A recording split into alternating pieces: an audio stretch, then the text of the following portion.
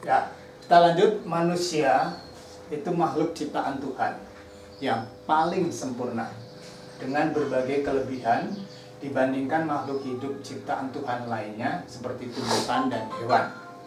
Kelebihan manusia karena memiliki akal dan hati serta struktur tubuh yang paling sempurna.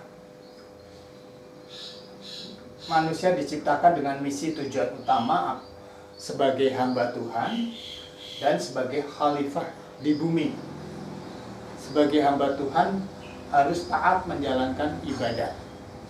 Sebagai khalifah di bumi harus menjalankan kepemimpinan di bumi dengan mengatur, memanfaatkan, dan melestarikan kehidupan di bumi.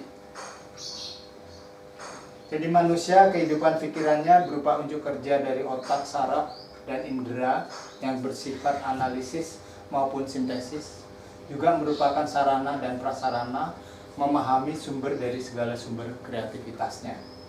Oleh karena itu, untuk menghidupkannya, manusia harus terus belajar dan berpikir sepanjang hayatnya. Setiap langkahnya merupakan proses belajar menuju pelajaran berikutnya tanpa berhenti atau bosan. Hal ini akan menimbulkan konsep belajar sepanjang hayat dan mandiri atau belajar seumur hidup.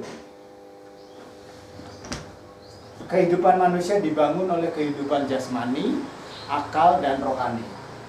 Kehidupan berawal dari kelahiran manusia secara fisik jasmani sejak dalam kandungan ibu, kemudian tumbuh berkembang dengan kelengkapan berpikir akalnya, dan selanjutnya memunculkan kesadaran rohani dalam menjalankan hidup dan kehidupannya. Jadi bagaimana jika tidak ada kehidupan? Ya kalau tidak berpikir, tidak menjalankan fisik dan akalnya, ya menjadi seolah-olah tidak hidup. Sains, teknologi, dan agama. Teknologi sekalipun bersifat netral, dalam situasi tertentu dapat menjadi tidak netral karena mengandung potensi merusak dan kekuasaan. Saling membutuhkan. Sains tanpa teknologi ibarat pohon tanpa buah. Teknologi tanpa sains ibarat pohon tanpa akar. Yang paling baik adalah teknologi berdasarkan sains, pohon berakar kokoh, berbuah lebat. Nah, sains, teknologi, agama. Sains, teknologi membutuhkan bimbingan moral agar teknologi terkendali dan bermanfaat bagi umat manusia. Sains lagi, teknologi dibimbing agama, bagai pohon berakar kokoh, daun lebat, berbuah banyak dan enak. Nah, pengertian teknologi, bahwa teknologi itu berasal dari kata Yunani tekno atau ada yang menyebut teknik, yang artinya keterampilan atau seni.